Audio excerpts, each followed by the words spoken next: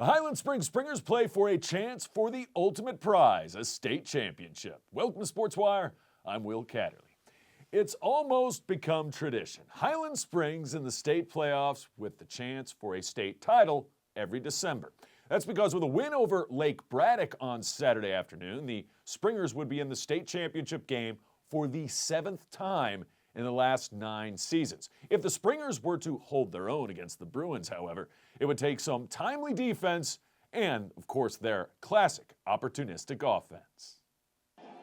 Highland Springs High School Saturday afternoon football in December. It is tradition, taking on the Bruins of Lake Braddock. And first drive, Springers were humming offensively. Christian Martin connects with Tamondre Braxton for a first down. It would lead to this. Sophomore Eric Bird. How sensational has he been? He's down, right? No, he's not! Keeps his balance and off to the races. 54 yards later, he finds pay dirt. Touchdown Bird, touchdown Springers. Highland Springs off to a quick start, 7-0. Springers on top. Bruins would not have trouble moving the football against this vaunted defense, but they made huge plays when it counted, like this pick right here. Intercepted by Highland Springs, the turnover. Kasim Drumgoal with the INT led to this. Christian Martin, oh so pretty pass, deep into Bruin territory. He finds his wideout, Kevin Finney Jr., and that would lead to this, the run right up the gut into the end zone, over 10 yards out. Number 14 doing the honors, Raymond Varner, the senior running back, and the Springers have a 14-0 lead. How about some special teams? Springers playing well there as well. Tamondre Braxton, kind of a utility knife, Swiss Army knife, if you will, doing everything on all facets of the game. And Devin Simmons, he does not let those passes in the flat go for anything. Second quarter, same score. Looks like Lake Braddock moving the ball again. And the Bruins have a very proficient offense, at least coming into this one, throughout the regular season and the playoffs. Reception good for a first down, but later they go for it on 4th and goal. And the quarterback, number 18, gets stonewalled. Michael Suris. No, sir. Brennan Johnson and company were there to get the stop. Springers take over on offense and just let this guy eat. Eric Bird went over 100 yards rushing last game, would do it again in this one. Now, they would not score on the drive, but Lake Braddock was having trouble getting anything going offensively. Again, Michael Suris feeling the heat, feeling the pressure. Springers are there. Number 57, Jaden Schuler and company with the stop. 14-0 Highland Springs. Springers back with the football. Pass.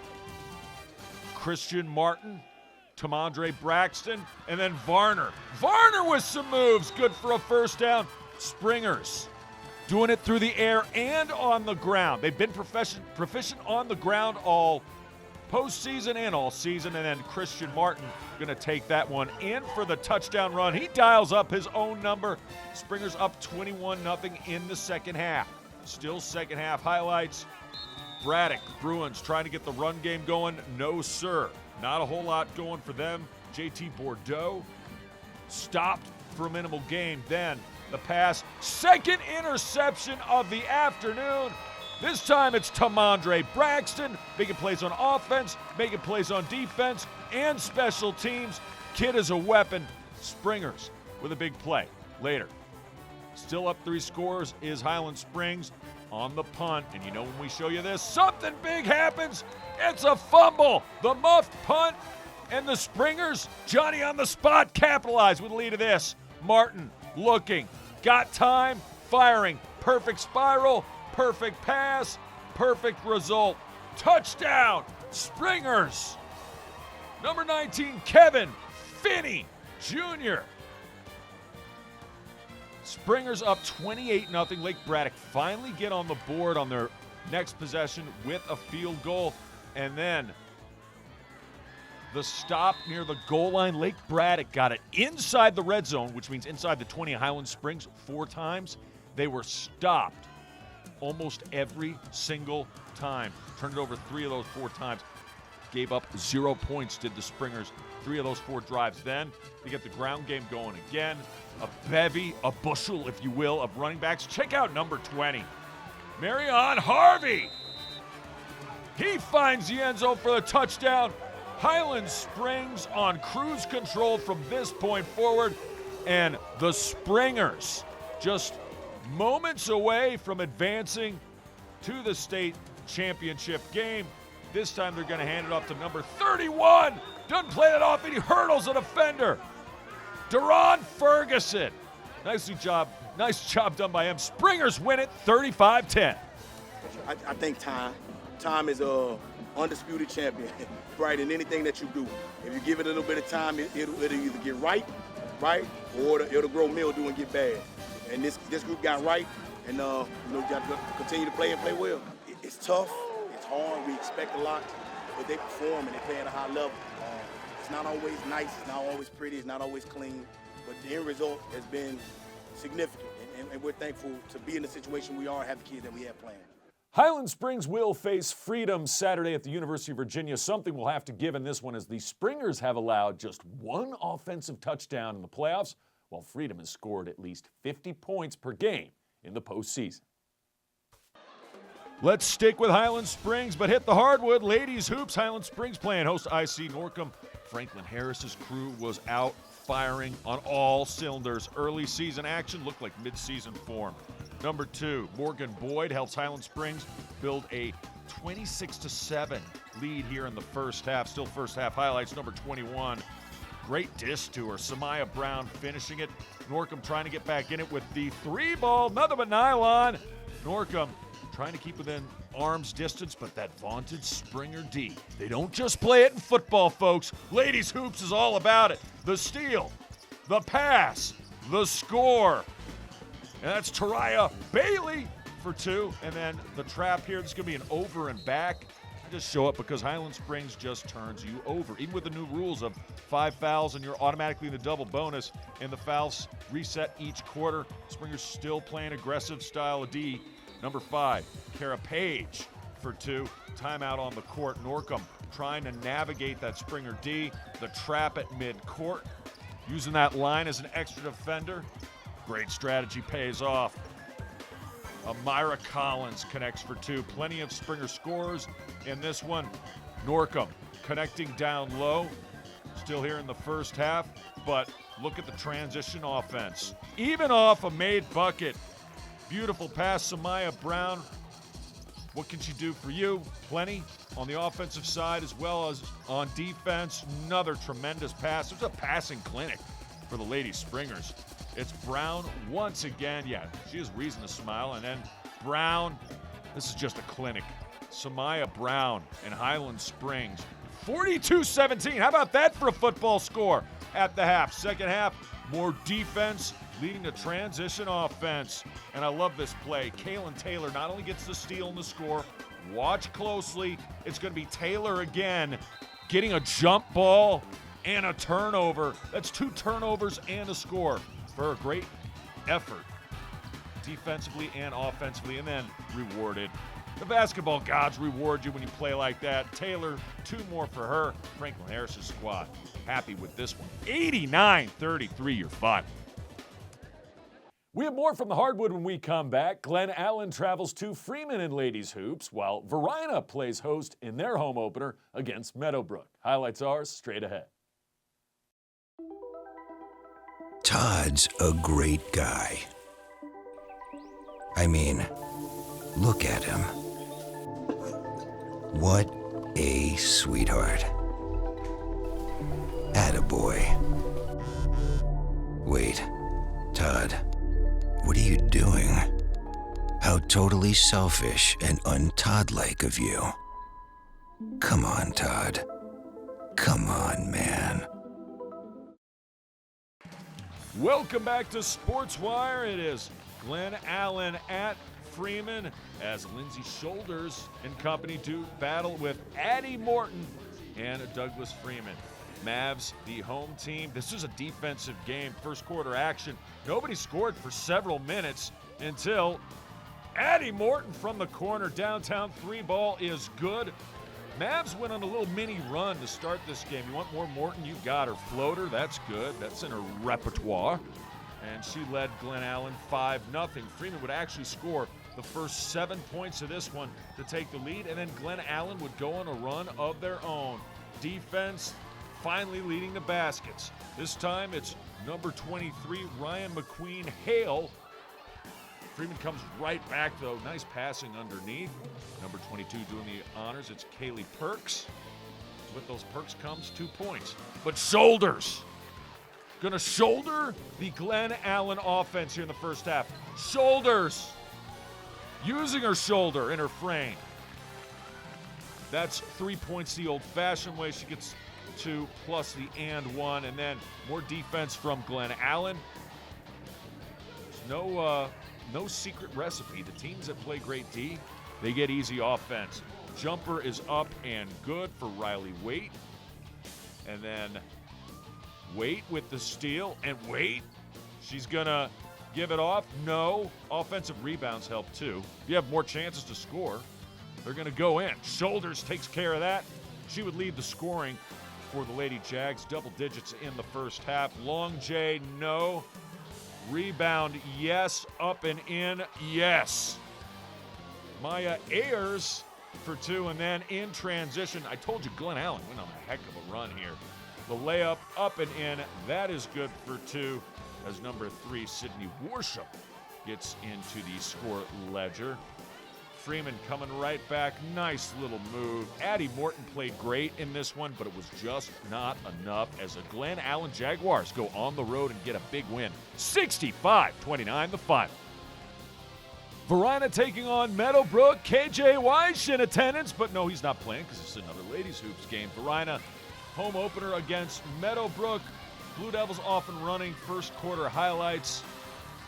That'll work. Number 15 is going to fill the score sheet. Brielle Gillison. She's only a 9th grader. Here she comes again. Gillison for 2 more. But she was not even the main scorer for Varina. Meadowbrook trying to come back inside the J. No. Rebound. Check out number 24. There's a little bit of Trae Young to her game. Yes, I'm comparing her to an NBA star, former Sooner great. Number 24, Ja'Kayla Johnson. She goes by Jew. Watch Ja'Kayla Johnson. Here's the Trae Young. Gonna stop back and just pop from deep. Nothing but nylon connects from deep. You haven't seen the last of that. It's gonna be a full huddle highlight reel for Ja'Kayla. Here it is for 3. Again, got it. I mean, stops, pops, hits. Meadowbrook eventually would have to adjust defensively, put 2 defenders up top to stop that shot. You still would make it or go screen and roll. Meadowbrook trying to answer. London Griffin for 2. 17-10. Blue Devils up a touchdown after 1 second quarter. Here comes Varina in transition, and here comes Ja'Kayla Johnson all the way to the rack. Put it up and in 4-2. Johnson was a scoring machine. Monarchs. This time some defense, and again, only a freshman, Brielle Gillison. Up and in for 2. Nice tall frame, too. So, and there's the double team, and then they're going to screen and roll. Nice adjustment by the Blue Devils. Get a one-on-one inside. Easy bucket for Neela James, senior. And then one-on-one. Well, I'm still going to pop and hit the 3 ball. Nothing but nylon for her. She had 19 points alone in the first half. You want more from Ju? You got her. Here she comes. Lost her handle. Doesn't matter. Pops, fires, connects from deep. Warning for everybody playing the Blue Devils, you might want to guard her better. 30-17 at the half, second half. Meadowbrook trying to come back. 3 ball. Yup, that is good. Monarchs would go on a mini run, but it was beat too much from Ju. She connects from deep once again. And my goodness, for 24. Doing the honors, Ja'Kayla Johnson, and then 3 ball corner pocket, got it to go. Number 5 doing the honors there, McKaylin Hilliard. She's only a sophomore, 56-40. Fun. Well, we hit the mats when we come back. Deep Run and Godwin battle it out in an early season gymnastics meet along with Atlee, while Deep Run plays host to Patrick Henry in Guys Hoops. That's next. Morning, Gary. We are GetSchooled.com. You want a college education, don't you? You know you do. Yeah, but I don't know where to start. That's why we're here. We're free, handsome, Oh, I think we're breathtaking. and here to guide you through every step of the way, starting with attendance. Gary, financial aid forms. Biology homework, G. I got this. Is that Bran?